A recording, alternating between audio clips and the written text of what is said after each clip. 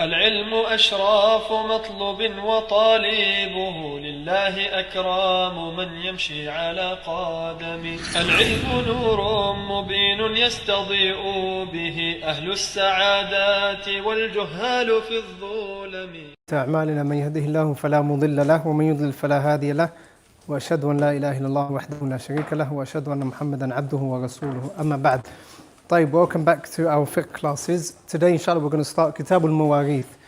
As you know, finish Kitab al-Bay' or Kitab al-Buyu', buying, selling and so on. Now the scholars, especially the Hanabila, they usually put al-Mawarith straight after Buyu'. طيب, this diagram that you can see is what we're going to try working towards for the next couple of about 5-6 weeks or 7 weeks until the end of Kitab al-Mawarith. This is what we're aiming towards. Okay, so inshallah by the end of Kitab al-Mawarith you're going to know what this is, what this is, what this is, what this number is. Okay, this Zawj, Ibn, these are the Waratha. What I want you to do is take a picture of this or write it down and store it somewhere.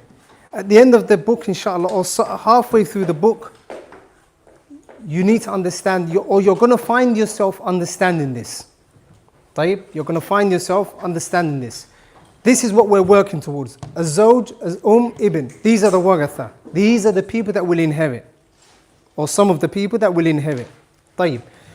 This Ruba', fourth and sixth, and Baqi, al-Baqi means the remaining inheritance.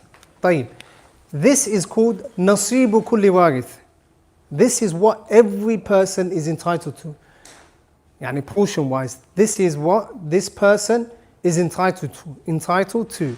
This is what this person is entitled to. So for example, the mother here, a sixth. The husband here, Zawj, a fourth. And the son here, he gets the remaining money that's left over. So this line, this column here, is how much every person is entitled to, as a general rule, as a general qaida. This here, 2, 3, oh no, actually, hold on. Number 3, this is called Aslul Mas'ala. Okay? The Aslul Mas'ala is how you work towards getting or distributing it. The final number that you're going to be left to play around with. The final number that you're going to be left to play around with. This is called Aslul Mas'ala. We're not studying it now. I just want you to know that this is what we're working towards. طيب, how we got to 12, why is it 12 and why is it not 20? Or why is it not 6? We're going to learn that along the way, inshallah. Something called Nisab al-Akbar. That's something else. طيب. Finally, this is called Siham Kulli Warith. This is how much every person is entitled to. طيب. That is how much a person is entitled to in general, as a general principle, and this is how much every person is going to get. So for example here, this is called Siham, Saham. Saham means portion or share. The husband's share is 3, the mother's portion from 12 is 2, and the son's portion from 12 is going to be 7. I don't expect you to know this now, lakin, take a picture of this, and this is what we're going to work towards. Is that understood? طيب. You've probably been sent a handout for today's class, inshallah, and this is a muqaddimah. This is a muqaddimah. So inshallah we're going to study the 10 points when you're studying a new science. We're going to study al-huquq al-muta'alliqa bi-tarika, the rights that are connected or related to different types of wealth, or the wealth that the person that passes away leaves behind. We're going to study the pillars of inheritance. We're going to study the conditions of inheritance. We're going to study the reasons for inheritance. We're going to study the mawani' or the preventions, the things that prevent. And we're going to also study the types of inheritance. And we're going to also, last but not least, if we get time, study who inherits from the men and who inherits from the women. Why are we studying Mabadi al-Ashara? Mabadi al-Ashara is often studied when you're studying a new topic. طيب, like someone can say now, Ustad, 2 weeks ago we were studying fiqh. Now we're studying fiqh. We were studying Manhaj Saalikeen Now we're still studying Manhaj Saalikeen. Where's the new science? Where's the new science? So if I was to study, if we're studying Aqeedah or Usul al-Fiqh, it's understandable for me to bring the Mabadi al-Ashra. Like, why now? The answer is because with Fara'id, although it was a part of fiqh initially, like what the scholars started to do is because of its importance, the scholars started to author it as an independent science from fiqh. Although it is a part of fiqh, like they introduced it and they started to author in a way where it would be independent. That's why in the kulliyat, in the kulliyat, Islamic, in the kulliyat al-Sharia, in Islamic universities, they'll be studying the book of fiqh, like Rawd al-Mughbit, for example. So now we studied Tahara, Wudu, and so on and so forth. Sah? Then we studied Hajj. Then we studied Buyu', right? The next chapter would be inheritance. Like they would skip the inheritance from the book and study it as a separate subject. Is that understood? So when they got to inheritance, or when they get to inheritance from whatever book they're studying, Rawd al-Mughbit, Zad, whatever it may be, they don't study the inheritance in the book, they study it as a separate subject. And that shows its importance. طيب. This notes, or the notes that I've sent to you, it would have been good for you to print it out. Like, and if you don't, then try and get it out on your phone. These are notes for you to understand. Before going into the book, I want you to understand these mabadi. Shaykh Sa'di rahimahullah, he mentions the mawani', things that prevent, and he mentions the conditions, rahimahullah, towards the end of the book. So if you look in the contents page, or if you look in Manhaj Saalikeen, you will find that the Shaykh rahimahullah, he mentions these towards the end of the book.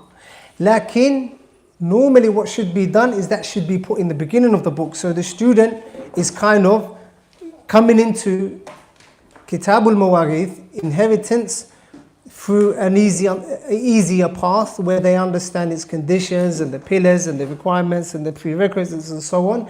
Then they can start to talk about how to distribute it. Because if you open your book, Shaykh Sa'di rahimahullah, after giving the definition and after giving the definition and the ayat or the evidence for it, he goes into inheritance of those that would inherit. So al-mabadi al-ashar al-ilm al-fara'id, that's the first mabhath. So al-mabhath al-awwal is the 10 points that the scholars usually mention for different sciences. تعريفه المبدأ الأول تعريفه is definition. علم الفرائد is the definition. The definition is علم الفرائد. I'm going to wipe this. Has everyone taken a picture of it? Yeah. It is.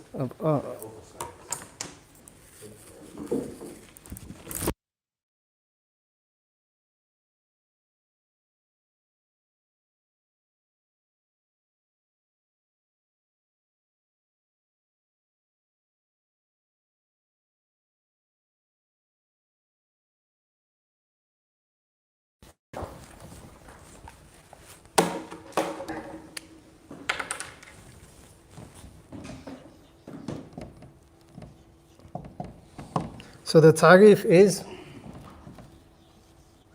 العلم الذي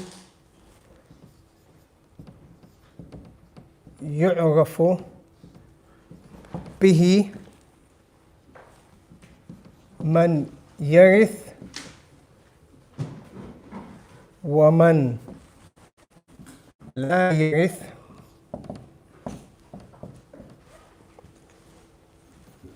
وما لكل وارث. So that is the definition of this science that we're studying now. That is the definition of the science that we're studying now. It is inheritance, and it consists of three things. 1 to 2 and 3. طيب. العلم, it is a science. الذي يعرف به, by way of, by way of that science, يعرف, you will come to know. So for example, once you study this science, inshallah, once we go into it, you're going to know who's entitled to inheritance, who inherits you. So for example, if a person dies, you're not going to say, let's call his neighbor to see what he's entitled to. Why? Because the neighbor is not inherit. He doesn't inherit.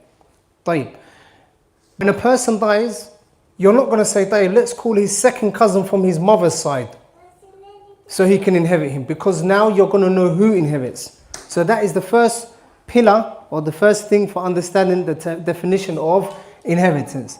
Al-ilm is the knowledge that you know who inherits. Yeah? Who? وَمَنْ لَا يَرِث, and who doesn't. Who doesn't inherit. For example, the neighbor doesn't inherit. But the only way you can know this is if you actually study mawarith, this science. The third point that it consists of is وَمَا لِكُلِّ وَارِثٍ, and what is every person that is an inheritor, who does inherit, what is he entitled to? For example, just now on the board you saw Zawj, didn't you? The husband. You also saw didn't you? And you also saw what? Ibn. So after studying, or the point of ilm al-mawarith is that you know how much is the Zawj entitled to. Mathalan, let's say a Zawja, a wife, passes away and she leaves behind a husband, a mother and a son. What is each person entitled to? So once you know, you will understand that he's entitled to a fourth, she's entitled to a sixth, and this person, the son, gets the baqi, whatever is left, whatever is remaining. Is that understood? That is a definition of inheritance. Al-ilmu alladhi yu'rafu bihi man yarith. It is the science that by way of it you know who is entitled to inheritance. وَمَنْ لَا يَرِثْ, man la yarith, and who is not entitled to inheritance. وَمَا لِكُلِّ وَارِثٍ, and what every person is entitled to. Is that understood? The definition is understood. طيب, who can explain that in English? What is mawarith, ilm al-mawarith? You learn who inherits, who doesn't inherit, and what each person inherits. Khalas.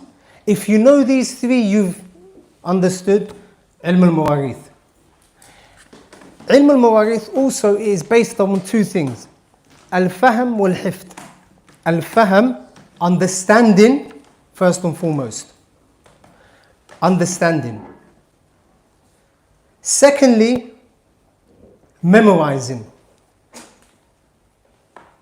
So, mathalan, for example, now, on that small red table on the bottom of the board, it says Zawj.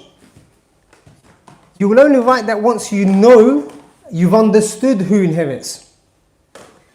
طيب? And then when it says next to him, he inherits a fourth, rubu', that is you memorizing what the Zawj is entitled to. So you know that the Zawj is an inheritor. He is a person that is going to inherit. But you also now know that he is entitled to a fourth. So it requires hifd and understanding. Hifd, memorization and understanding. طيب. موضوعه المبدأ الثاني, the second point that it talks about is موضوعه. What does it talk about?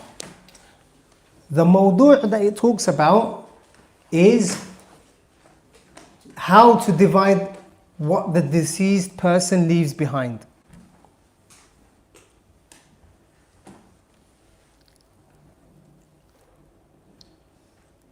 How to divide amongst the inheritors or the heirs or those that will inherit, how to divide amongst them what each person is entitled to. That is the mawdu', the subject.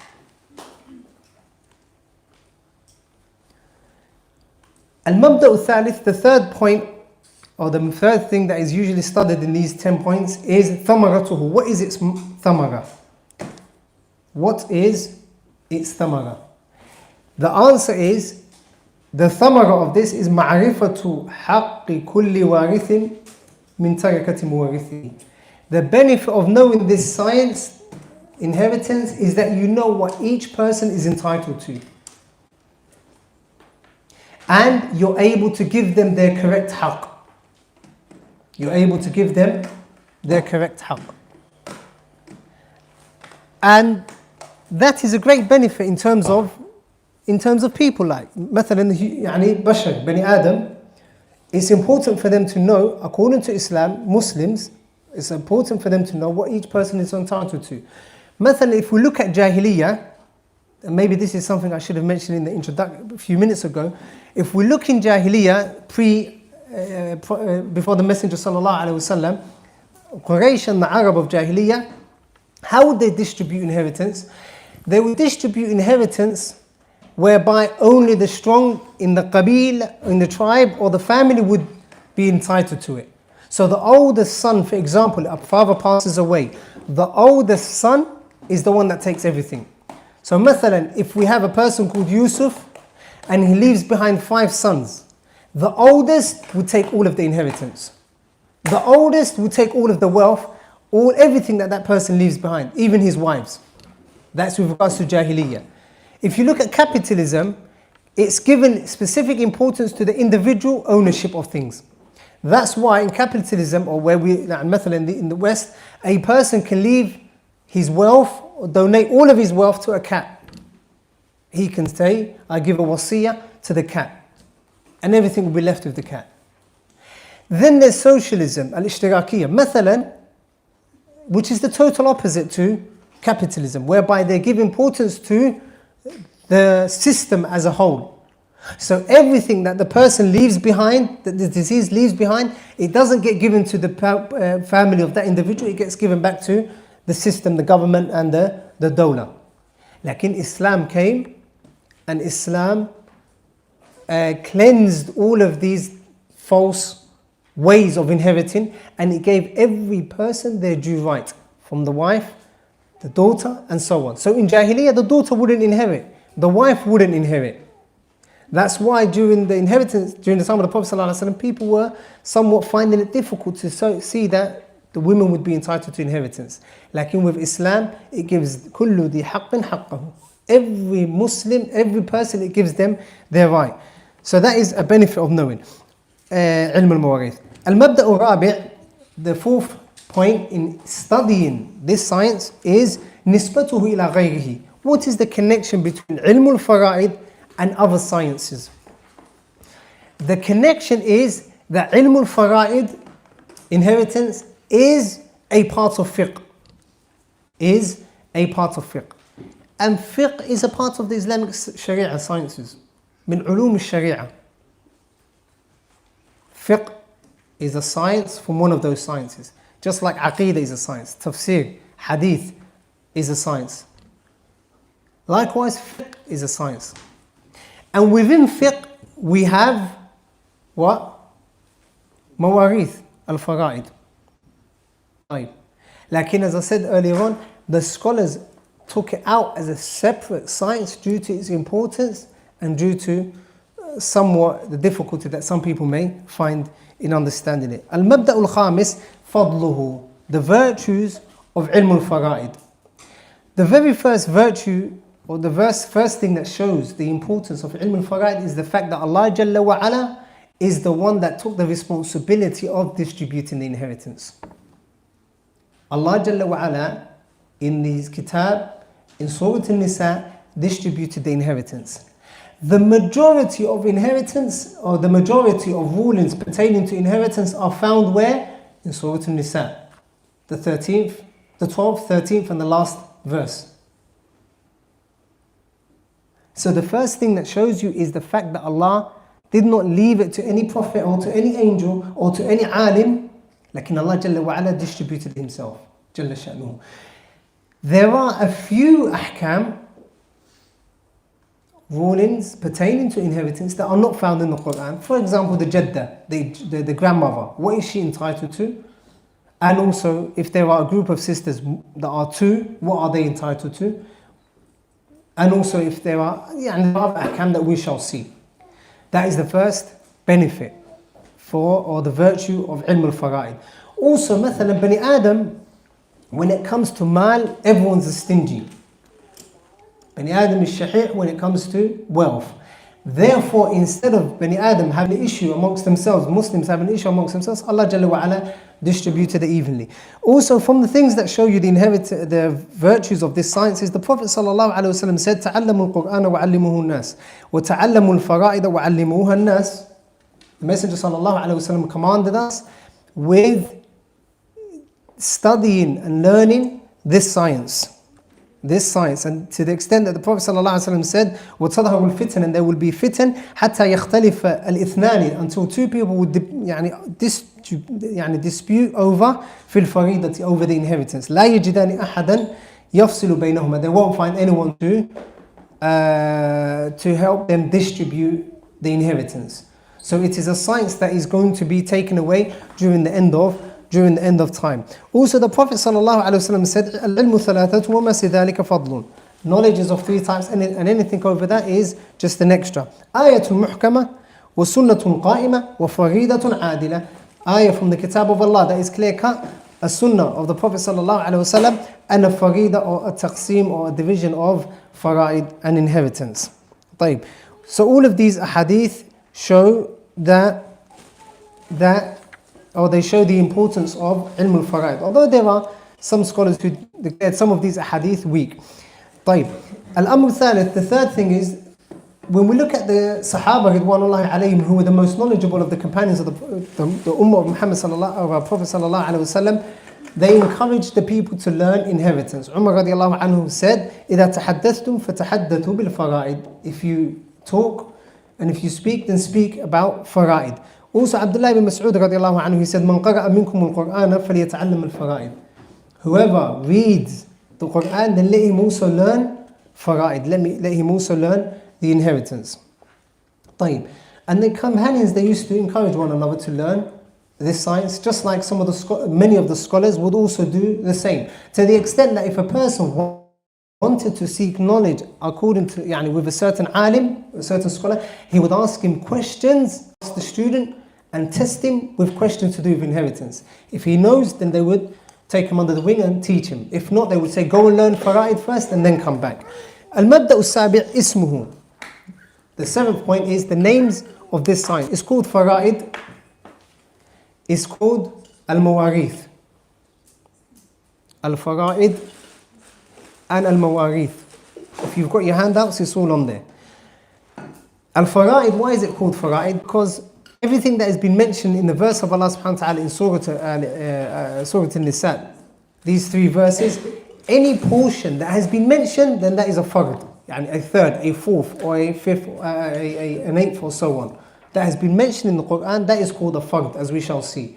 So, the majority of people who inherit, they inherit via the fara'id, or a specified amount. Therefore, it's called fara'id. For mawarith, it is more general. That's for mawarith, it's more general. Also, ilm tarikat, knowledge of the things that get left behind. That is also one of the names of ilm al-fara'id. Al-mabda'u thamin, the seventh one, istimdaduhu. Where is fara'id derived from? Where is it derived from? It is derived from the Quran of Allah Jalla wa Ala, the Sunnah of the Prophet Sallallahu Alaihi Wasallam, the ijma', the consensus of the companions, and the ijtihadat of the Sahaba.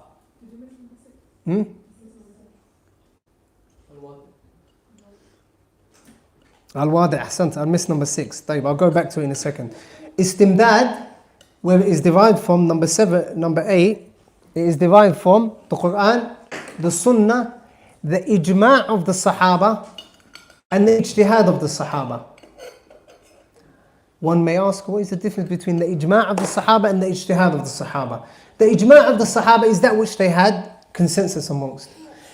The ijtihad of the Sahaba is that which a Sahabi himself strived to get to the correct ruling. That is the difference. طيب. Al-Wadi', who is the founder of this, or the person that laid down the rulings, the rulings pertaining to it, the Wadi' is Allah subhanahu wa ta'ala. Allah subhanahu wa ta'ala is the one that took responsibility in distributing and giving every person his right. طيب. Al-Mabda'u Tasi', the ninth point is hukmuhu. What is the ruling on learning fara'id. The hukum is that it is fardu kifaya. Fardu kifaya, meaning it is a common wajib or obligation upon the community as a whole. Be careful, not on the ummah as a whole. Not on the ummah as a whole, on the community. And there's a difference between the community and the ummah. The ummah method, and if you say the ummah, that means everyone, whoever the 1.6 billion, however billion Muslims there are in the dunya, to say that as long as 1 or 2 or 3 people know, then khalas, it is enough. Like, and that is not what is meant. It means it is wajib upon every community as a whole. Every community. Na'am. Like, if a person wants to be a faqih, wants to be a person, a alim, they need to know ilm al-fara'id if they want to be a mujtahid. Also, the fuqaha would say, لا يكون المرء فقيها, the person will not be a faqih, حتى يتقن الفرائض. A person will not be a faqih, a person who knows fiqh well, unless he perfects and he knows fara'id, inheritance. طيب. The second, or the last, number 10 is masailuhu. What are some of the issues that are studied in this? What are some of the issues we're going to study? We're going to study the conditions of inheritance, the pillars of inheritance, the types of inheritance, who can prevent who can prevent who. For example, we will learn that if a son is present, the brother won't inherit. We will learn that if the brother is present, the uncle will not inherit. We will find that if the mother is present and she's alive, then the grandmother will not inherit. Is that understood? طيب. Also we will learn بإذن الله الحساب. الحساب. طيب. الحساب. The hisab is يعني وما لكل وارث, what every person is entitled to. There's a hisab element of it, and fara'id is of 2 types. Fara'id is of 2 types, and those 2 types you can find in the definition. So, in this definition, the definition is of 2 types. From here to here.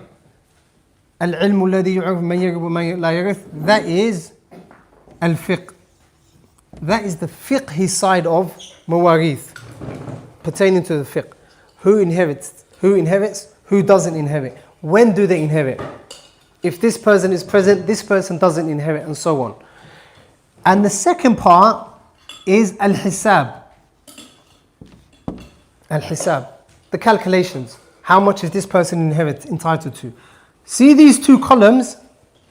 Can you see 2 columns here? This column is this. It is the fiqh side of it. We have a zawj, a husband, a mother, and a son. They're the ones that are going to inherit. That means if you know that these are going to inherit, you know that you're not going to write am here. You're not going to write what?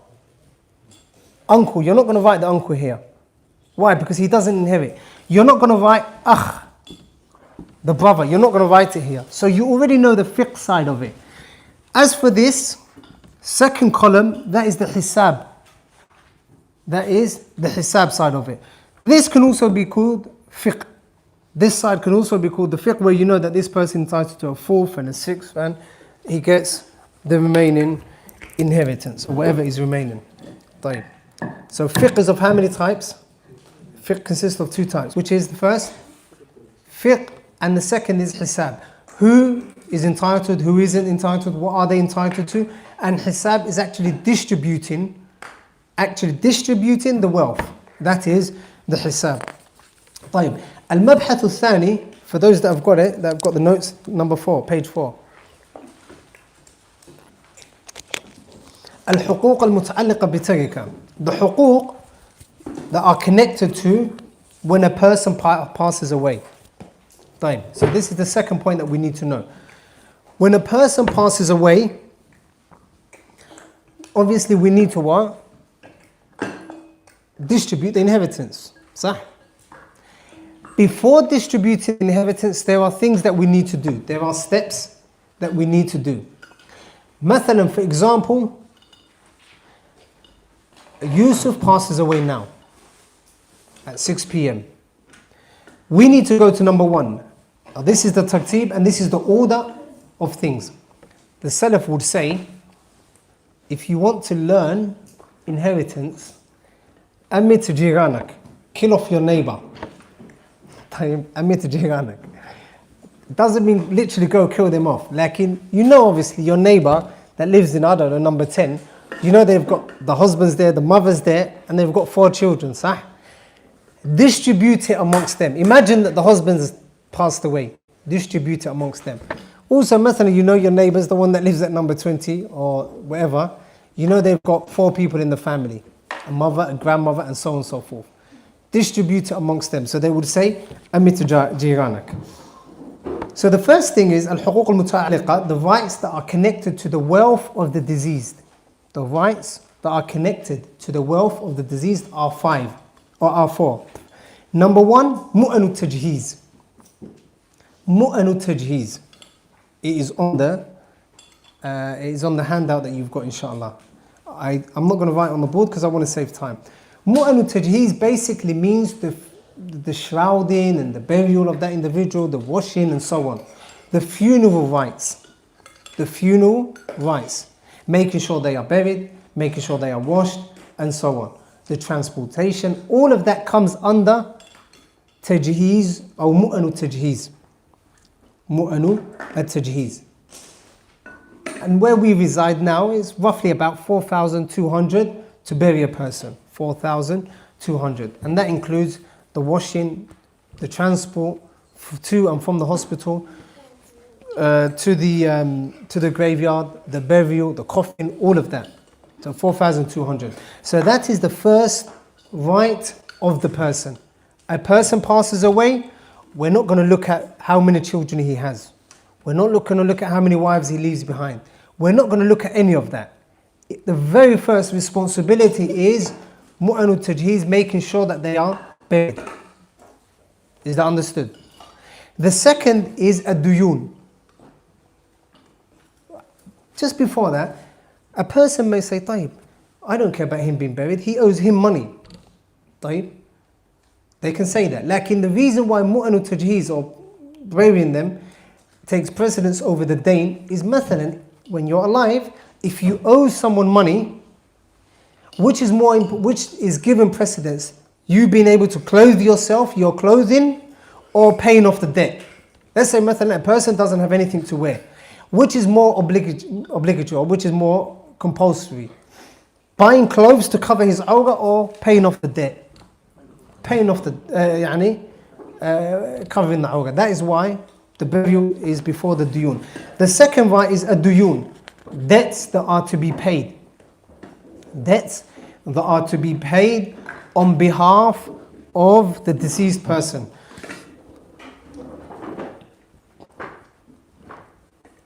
That is why in wasiyah we talked about the person should write all of the debts that he owes, that he is owed, and so on and so forth. And these duyun, the scholars often divide it into 2. Duyun al-muwathaqa and duyun mursala. Dain, that there's مثلا a rahan. A rahan, for example. A person has a car on behalf of this deceased, and it is rahan. And we already studied what rahan is. That is a dain. Or, so that person keeps the car. Why? Because it is a dain that has already been guaranteed. Or it can be dain mursal, مثلا في الذمة, upon a person's responsibility and upon the person's conscience. For example, a person owes the deceased, or he owes, the deceased owes another person £5,000. That is a debt. That needs to be taken out of the inheritance. Is that understood? So let's say now, a person passes away, Yusuf passes away at 6 p.m. He leaves behind £50,000. We're going to start with what? His burial. Mu'nu tajheez. Let's say 4,000. طيب. What are we left with? 56,000. طيب. The second is duyun. Let's say there is £10,000 upon him. He owes different people different amounts of money, equaling up to £10,000. Take £10,000 away from 54. Take it away from 56, 46. حلو. 46 so far. صح. So we've buried him and we've got rid of the debts. The third, الثالث الوصية. الوصية. The third thing that we have to do is take the wasiyah out. Okay? And the wasiyah is what? What is a wasiyah? The will, the bequest that he left behind. And that was the last or second last thing that we studied in Buyur. طيب. Al-wasiyah. And it says بِثُلُثٍ فَأَقَلٍ, with a third or less. It has to be a third or less. طيب. أو أكثر بإجازة الورثة. Or it could be more than a third, like with the permission of those that inherit. Remember this masala we studied? طيب. With the permission of those that inherit. Or لوارث بإجازة الورثة. Or he can give to the people that would normally inherit. Can a person leave a will, a wasiyah for his child? If he's got 5 children, can he leave a wasiyah for one of them?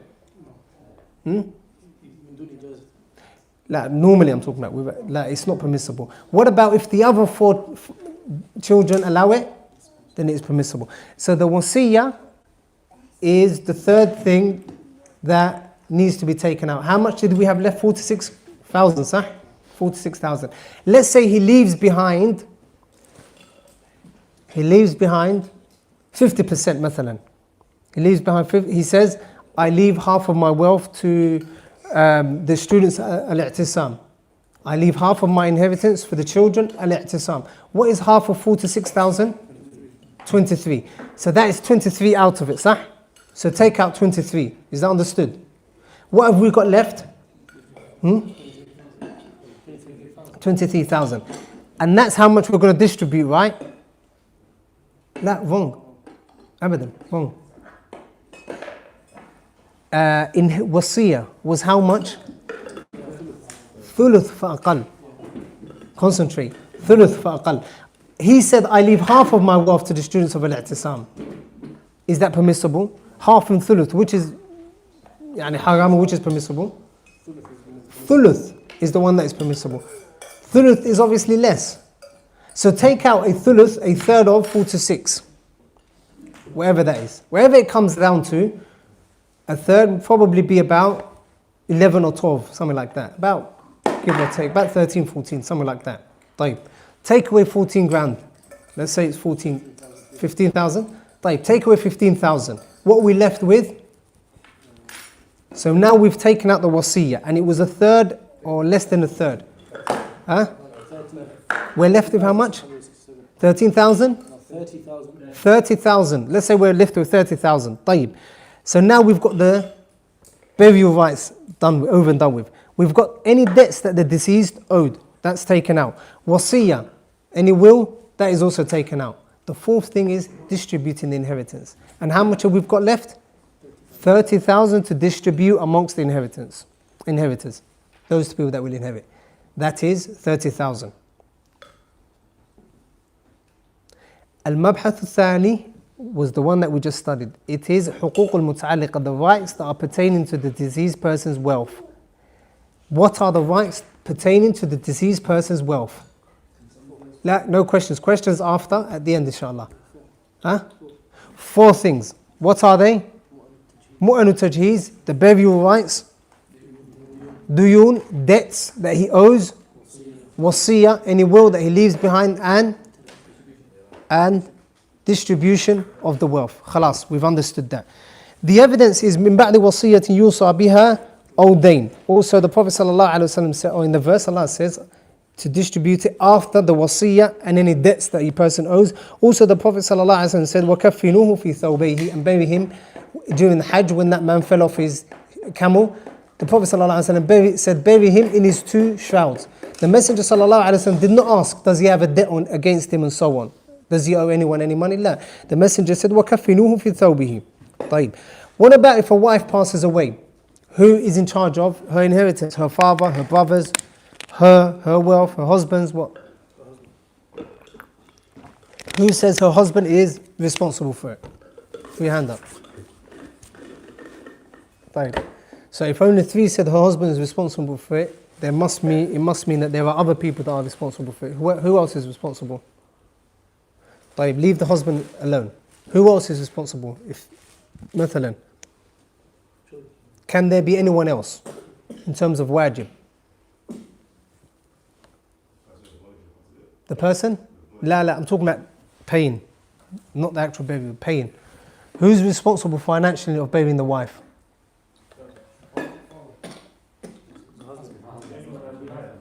Anyone that is? Anyone? Anyone that has wilaya. When what I'm referring to is financial responsibility, not who's going to baby put in that. Is it from her wealth? Ubayd said her father. You're saying her wealth? مثلا, she's a millionaire. Her husband.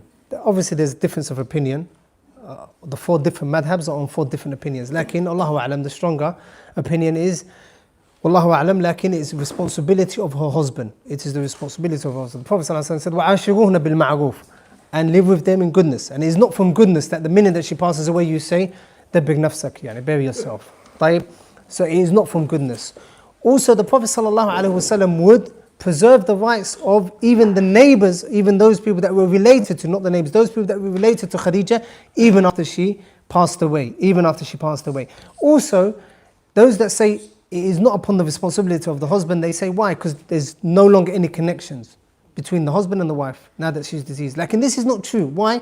He actually inherits her. So just like he inherits her, and he's entitled to at times a half of her wealth, then it's wajib upon him to bury her. Al-mabhath al-thalith. The third mabhath, the third topic is arkanul irth, and we'll be after arkanul irth, inshallah. طيب. The pillars of inheritance, the pillars of mawarith. Is that understood? Pillar is ما كان جزءا من الشيء ولا يوجد ذلك شيء إلا به. ولا يوجد ذلك شيء إلا به. A pillar is the most important structure of the building, the most important part of the building. Just like salah has conditions, inheritance or mawarith has conditions. Al-Rukn al-Awwal, number 1, al-Muwarith, and that is the mayyit. There has to be someone that dies. You can't come to a person that's alive and say, you know what, I need to inherit you now, here and there, here and now. La, the person hasn't even passed away yet. Wait for him to die, then try inheriting him. Is that understood? حقيقة أو حكما. حقيقة أو حكما.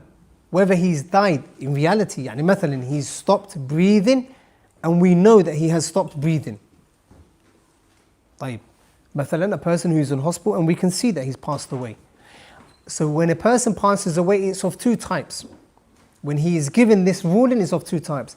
Number 1, حقيقة, he literally dies. You can see he's stopped breathing, taken the life support machine off, and now he's dead. That's number 1. Or hukman, or he is passed away, he is considered dead in terms of the ruling, the hukum. And we'll come to see that inshallah. Like, what does it mean? مثلا, a person disappears. We have a person who disappears. And it's now been 5 years. مثلا. It's been 5 years. If a person disappears for 5 years, we're going to say what? He's passed away. But can we say he's definitely passed away? No, we don't know. Like, we go to the hakim, the judge, and the judge signs, or the hakim, the qadi in the mahkamah, he signs that this person fi hukm al-amwat. He is like as if he is dead. So for example, if a person goes out in jihad and he's never to be seen, and those people that are with him can't recognize any of his, can't recognize his body amongst the shuhada, then that person is called al-mafqood. And the mafqood has its own ruling. So whether a person has died away haqiqatan in reality, and we can see him, or whether he's written down as a person who has died. So that is the first pillar. There has to be someone that dies, otherwise we can't inherit. Is that understood? The second is al-warith. There has to be a person that inherits. So we've seen someone die. Mathalan, Yusuf died at 6 o'clock. Yusuf died at 6 o'clock. We have the first pillar, which is what? Al-Mayyit. He's dead. Now we need to look for any children. Then we find out that he leaves behind 2 children. So there has to be a warith. There has to be someone who inherits him. Either that person is alive and you can tell he's breathing, or it's a person that is in the womb of his mother. He leaves, Yusuf passes away and his wife is 5 months or 6 months pregnant. That child is given inheritance. Why? Because he was present when his father died away. Hukman, in terms of a hukum. Not in reality, he wasn't out in the open, like he existed. Also, if a person goes missing, like we haven't written down that he's gone missing, he is also part of the inheritance. Mathalan, Yusuf passes away, sah? Yusuf leaves 2 sons.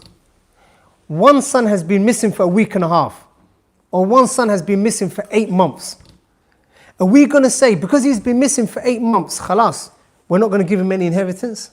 No, we're not going to say that. We're going to hold his inheritance off for him until we say that he has passed away. What is the second pillar?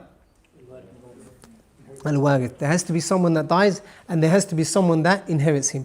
The third is Al-Haqqul Mawruth. There has to be, and that is the mal, the tarika. There has to be wealth to be inherited. For us to say we're going to inherit him, he has to leave behind wealth. Like if there's a person and he has no wealth whatsoever, the only wealth that he's got is probably the watch on his wrist. Khalas. Are we going to get together and say we're going to give the wife a thuluth, a wife a thuman, and the son this, and this, that, and the grandmother this? Are we going to say that? La. Why are we not going to say that? Aslan, there's nothing to even inherit. So that is the third pillar of any mas'ala to be correct, any inheritance to take place. There has to be wealth. So the first is there has to be a person that has died. Or a person that has what? Inherits. A person has to inherit. There has to be a person that he leaves behind. Yeah, leaves behind children, cousins, father, grandfather, whatever it may be. Then the third is what? Wealth. You have to leave behind wealth for you to be inherited. And on that note, inshallah, we'll stop and we'll continue, inshallah, after Maghrib. Wallahu a'lam.